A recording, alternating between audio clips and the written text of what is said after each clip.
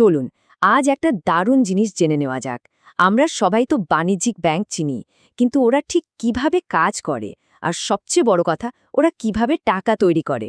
হ্যাঁ, ঠিকই শুনেছেন, টাকা তৈরি করে। এটা অর্থনীতির একটা সবচেয়ে আকর্ষণীয় বিষয়।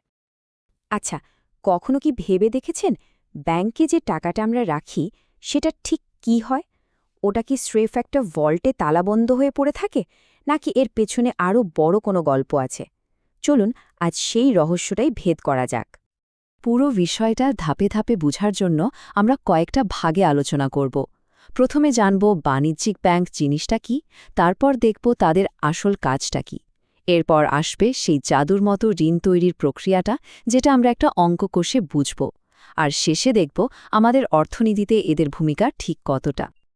তাহলে চলুন একদম শুরু থেকে শুরু করি। এই যে আমরা কথায় কথায় ব্যাংক বলি, এই বাণিজ্যিক ব্যাংক আসলে কি? দেখুন, ভারতের ব্যাংকিং আইন ১৯৪৯ অনুযায়ী ব্যাংকিং মানে হল এমন একটা ব্যবসা যেখানে সাধারণ মানুষের কাছ থেকে টাকা আমানত হিসেবে নেওয়া হয়, আর সেই টাকাটাই আবার অন্য কাউকে ঋণ বা বিনিয়োগের জন্য দেওয়া হয়। সোজা কথায়, ব্যাংক হল একটা লাভজনক প্রতিষ্ঠান যাদের ব্যবসাটাই হল টাকা আর ঋণ নিয়ে। এই সংজ্ঞাটা শুনতে একটু ভারী লাগলেও নামগুলো কিন্তু আমাদের সবার চেনা। যেমন ধরুন state bank of India, Punjab national bank কিংবা আইসিআইসিআই বা এইচডিএফসি ব্যাংক। এই সবই হল বাণিজ্যিক ব্যাংকের জলজন্ত উদাহরণ। বেশ, তাহলে এই ব্যাংকগুলোর আসল কাজটা কি? এদের পুরো কাজকর্মটা কিন্তু দুটো মূল জিনিসের উপর দাঁড়িয়ে আছে। ব্যাংকের প্রধান কাজ দুটো। এক, আমাদের মতো সাধারণ মানুষের কাছ থেকে টাকা আমানত হিসেবে নেওয়া। এটা ব্যাংকের জন্য একটা দেনা বা লায়াবিলিটি। আর দুই, সেই টাকাটাই আবার অন্য কাউকে ঋণ হিসেবে দেওয়া। এটা হলো ব্যাংকের সম্পদ বা অ্যাসেট। মানে ব্যাংক একদিকে টাকা নেয় আর অন্যদিকে সেই টাকাই আবার ধার দেয়। আর এখন আমরা আসছি সেই অংশে যেটাকে প্রায়ই ব্যাংকিং ব্যবস্থার ম্যাজিক বা জাদু বলা হয়, অর্থাৎ ঋণ সৃষ্টির প্রক্রিয়া।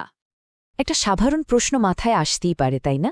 যদি ব্যাংক শুধু একজনের টাকা নিয়ে আরেকজনকে ধার দেয়, তাহলে অর্থনীতিতে নতুন টাকা আসছে কোত্থেকে?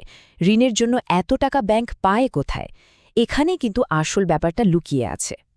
এই প্রক্রিয়াটাকেই বলে ক্রেডিট ক্রিয়েশন বা ঋণ সৃজন। এটা এমন একটা অসাধারণ পদ্ধতি যার মাধ্যমে ব্যাংকগুলো তাদের কাছে জমা পড়া প্রাথমিক টাকার থেকে অনেক অনেক গুণ বেশি ঋণ তৈরি করতে পারে। বলা যেতে পারে এটাই হলো বাণিজ্যিক ব্যাংকগুলোর একটা বিশেষ ক্ষমতা বা সুপার পাওয়ার। শুনে খুব জটিল লাগছে? একদমই না। চলুন একটা সহজ অঙ্ক দিয়ে পুরো ব্যাপারটা বুঝে ফেলি। কথা দিচ্ছি, এরপর বিষয়টা জলের মতো পরিষ্কার হয়ে যাবে। এই অঙ্কটা কষার জন্য আমাদের শুধু দুটো জিনিস ধরে নিতে হবে। প্রথমত, ধরে নিন কেউ একজন ব্যাংকে রাখল ১০,০০০ টাকা। এটা হলো প্রাথমিক আমানত। আর দ্বিতীয়টা হলো লিগ্যাল রিজার্ভ রেশিও বা সংক্ষেপে LRR, যেটা আমরা ধরে নিচ্ছি 20%। এটা কি জিনিস? এটা হলো কেন্দ্রীয় ব্যাংকের, মানে আমাদের রিজার্ভ ব্যাংক অফ ইন্ডিয়ার বেঁধে দেওয়া একটা নিয়ম। ব্যাংকগুলো মোট জমার পুরো টাকাটাই ঋণ হিসেবে দিতে পারে না। তার একটা অংশ, মানে এখানে 20%, তাদের বাধ্যতামূলকভাবে রিজার্ভে রাখতে হয়। এবার দেখুন আসল খেলাটা। ১০,০০০ টাকা জমা পড়ল, ব্যাংক নিয়ম মেনে তার 20%, মানে ২,০০০ টাকা রিজার্ভে রেখে দিল। বাকি থাকল ৮,০০০ টাকা। ব্যাংক সেই ৮,০০০ টাকা অন্য একজনকে ঋণ দিয়ে দিল।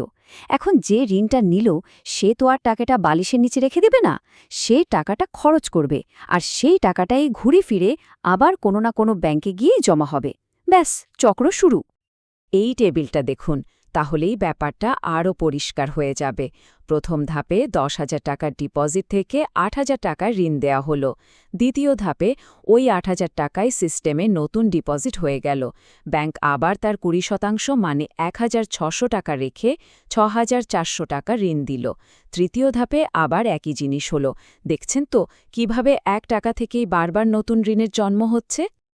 তাহলে প্রশ্ন হলো, এই চক্রটা থামবে কোথায়, আর মোট কত টাকা তৈরি হবে? এর উত্তর লুকিয়ে আছে একটা ছোট্ট ফর্মুলায়, যেটাকে বলে মানি মাল্টিপ্লায়ার। সূত্রটা খুব সহজ, 1কে LRR দিয়ে ভাগ। আমাদের উদাহরণে এলআরআর হল 20% বা 0.2, তাহলে মাল্টিপ্লায়ার হল 1 ভাগ 0.2 মানে 5। তা মানে কি দাঁড়ালো? তার মানে হলো ব্যাংকিং সিস্টেমে ঢোকা ওই প্রথম 10,000 টাকা এই 5 গুণকের জোরে সব মিলিয়ে অর্থনীতিতে 50,000 টাকার যোগান তৈরি করে ফেলল। অবিশ্বাস্য, তাই না? 10,000 টাকা থেকে 50,000 টাকা, এটাই হলো বাণিজ্যিক ব্যাংকের ঋণ তৈরির ক্ষমতা। তো আমরা তো অঙ্কটা বুঝলাম, কিন্তু আসল প্রশ্ন হলো এই পুরো ব্যাপারটা এত গুরুত্বপূর্ণ কেন? অর্থনীতিতে এর কি প্রভাব? চলুন এবার সেটাই দেখা যাক। একটু ভেবে দেখুন, এই ঋণ দেওয়ার ক্ষমতার জন্যই তো ব্যাংকগুলো আমাদের অর্থনীতির ইঞ্জিন। ওরা সবার ছোট ছোট সঞ্চয়কে এক জায়গায় করে একটা বড় মূলধন তৈরি করে। সেই টাকা দিয়েই নতুন ব্যবসা শুরু হয়, নতুন শিল্প তৈরি হয়, দেশের অর্থনৈতিক প্রবৃদ্ধি হয়, নতুন কর্মসংস্থান হয়। এক কথায় দেশের চাকা ঘুরতে থাকে। আর ঠিক এই কারণে প্রায়ই বলা হয় যে ব্যাংক হল একটা দেশের আর্থিক ব্যবস্থার হৃৎপিণ্ড বা হার্ট। আমাদের শরীরে হৃৎপিণ্ড যেমন রক্ত পৌঁছে দিয়ে বাঁচিয়ে রাখে, ব্যাংকও ঠিক সেভাবে অর্থনীতিতে টাকার যোগান দিয়ে তাকে সচল রাখে। শেষ করার আগে শুধু একটা প্রশ্ন, ব্যাংক ছাড়া মানে ওদের এই টাকা তৈরির ক্ষমতা ছাড়া আজকের এই জটিল আর বিশাল অর্থনীতিটা কি এক মুহূর্ত চলত? ভাবার মতো বিষয়, তাই না?